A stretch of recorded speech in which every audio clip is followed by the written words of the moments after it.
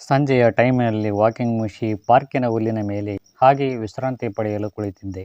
ಪಕ್ಕದಲ್ಲಿಯೇ ಇರುವೆಗಳ ದೊಡ್ಡ ಸಾಲು ಬಹು ಶಿಸ್ತಿನಿಂದ ಒಂದರ ಹಿಂದೆ ಒಂದು ಉದ್ದವಾಗಿ ಸಾಗುತ್ತಿದ್ದವು. ಆ ಶಿಸ್ತನ್ನು ನೋಡಿ ನನಗೆ ಸಹಿಸಿಕೊಳ್ಳಲಾಗಲಿಲ್ಲ. ಅದರಲ್ಲಿ ಒಂದು ಇರುವೆಯನ್ನು ಅಂಗೈಯಲ್ಲಿ ಹಿಡಿದುಕೊಂಡು ಕೇಳಿದೆ, ಎಲ್ಲಿಗೆ ಹೋಗುತ್ತಿರುವಿರಿ? ಅಲ್ಲಿ ಒಂದು ನೊಣ ಸತ್ತು ಬಿದ್ದಿದೆ, ಊಟಕ್ಕಾಗಿ ಅದನ್ನು ತರಲು ಎಲ್ಲರೂ ಹೋಗುತ್ತಿದ್ದೇವೆ ಎಂದಿತು. ಎಲ್ಲಾದರೂ ಬಿಟ್ಟಿ ಊಟ ಇದ್ದಾಗ ನಾವು ನೂಕು ನುಗ್ಗಲಿನಲ್ಲಿ ಹೊಡೆದಾಡಿ ತಿಂದ ನನಗೆ ಸಿಗ್ತೈತೆಲ್ಲ ಊಟ ಅಂತೇಳಿ ನೂಕು ನುಗ್ಗಾಡಿ ಅವ್ರನ್ನ ಬೈದು ಇವ್ರನ್ನ ಬೈದು ತಿಂತೀವಿ. ಇದು ಬಹುಶಃ ನನ್ನನ್ನು ನೋಡಿ ಅಣಗಿಸ್ತಾ ಇದೆ ಏನೋ ಅಂದ್ಕೊಂಡು ಪಟಾರ್ನೆ ಹೊಸಕಿ ಹಾಕಿ ಸಾಯಿಸಿಬಿಟ್ಟೆ.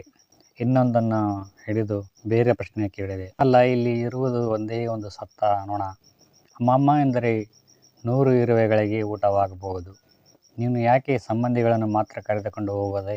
ಎಲ್ಲರನ್ನ ಕರ್ಕೊಂಡು ಹೊಂಟಿದ್ದೀಯಾ ಎಂದು ಇರುವೆ ಹೇಳಿತು. ನಮಗೆಷ್ಟೇ ಆಹಾರ ಸಿಕ್ಕಿದರೂ ಸಮನಾಗಿ ಹಂಚಿಕೊಂಡು ತಿನ್ನುತ್ತೇವೆ. ನಮ್ಮಲ್ಲಿ ಭೇದ ಭಾವ ಇಲ್ಲ. ಒಗ್ಗಟ್ಟೇ ನಮ್ಮ ಶಕ್ತಿ. ಒಗ್ಗಟ್ಟಿನಲ್ಲಿ ಬಲವಿದೆ ಎಂದು ತಿಳಿಸಿತು. ಇದು ನನಗೇಕೋ ಪಿತ್ತ ನೆತ್ತಿಗೇರಿತು. ನನ್ನನ್ನೇ ಹೀಯಾಳಿಸುವಷ್ಟು ಸೊಕ್ಕೆ ನಿನಗೆ ಎಂದು ಅದನ್ನು ಸಹ ಸಾಯಿಸಿಬಿಟ್ಟೆ.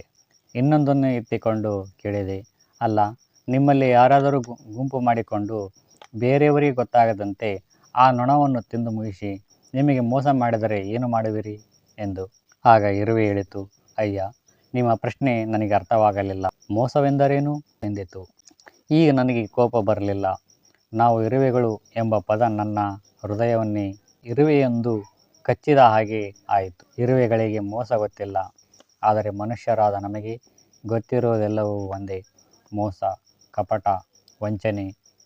ಆಗ ಅರ್ಥವಾಯಿತು ನಾನು ಇರುವೆಗಿಂತ ತುಂಬ ಸಣ್ಣವನು ಎಂದು. ಆದರೆ ಇವರಿಗಿಂತ ಸಣ್ಣವನು ಎಂದು ಅನವಶ್ಯಕವಾಗಿ ಇರುವೆಯನ್ನು ಕೊಂದ ಪಾಪಿ ಎಂಬ ಹಣಪಟ್ಟಿ ಹೊತ್ತುಕೊಂಡೆ.